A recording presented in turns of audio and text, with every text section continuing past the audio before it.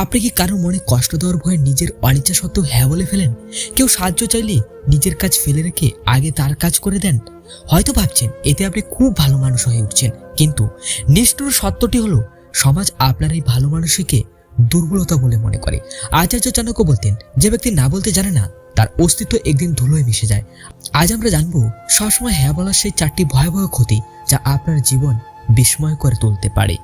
আপনি যখনই কাউকে হ্যাঁ বলেন, আসলে আপনি আপনার জীবনের মূল্যবান সময় তাকে দান করেন। চাণক্য নীতি অনুসারে মানুষ কেবল সেই জিনিসেরই কদর করে যা পাওয়া কঠিন।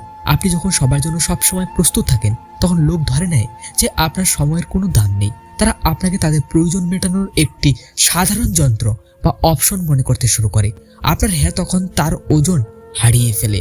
তৃতীয় ক্ষতি, মানসিক শান্তি ও আত্মসম্মান বিসর্জন। সবসময় হ্যাঁ বলে আপনার নিজের ইচ্ছা অনিচ্ছাগুলি দমিয়ে রাখতে হয়। এর ফলে ভিতরে ভিতরে এক ধরনের ঘৃণা ও বিষণ্ণতা জন্ম নেয়। বিবেকানন্দ বলতেন, নিজেকে ছোট করা মানেই নিজের ভিতরের ঈশ্বরকে অপমান করা। যারা না বলতে পারে না, তারা পরোক্ষভাবে অন্যদের একটি অনুভূতি দেয় যে তোমরা আমাকে ব্যবহার করো, আমার অনুভূতির কোনো দাম নেই। এর ফলে আপনার আত্মসম্মান বা সেলফ স্টিম একদম নিচে নেমে যায়। না বলা মানে আপনি খারাপ মানুষ নন, না বলা মানে আপনার একটি নিজস্ব ব্যক্তিত্ব আছে। চাণক্য বলতেন, সাপের বিষ না থাকলেও তাকে মাঝে মাঝে ফণা তুলতে হয়। আজ থেকেই অপ্রয়োজনীয় অনুরোধে সম্মানজনকভাবে না বলতে শিখুন। যারা আপনার না শুনে আপনার থেকে দূরে চলে যাবে, জানবেন তারা আপনার শুভাকাঙ্ক্ষী ছিলই না, তারা ছিল স্বার্থের নিশি।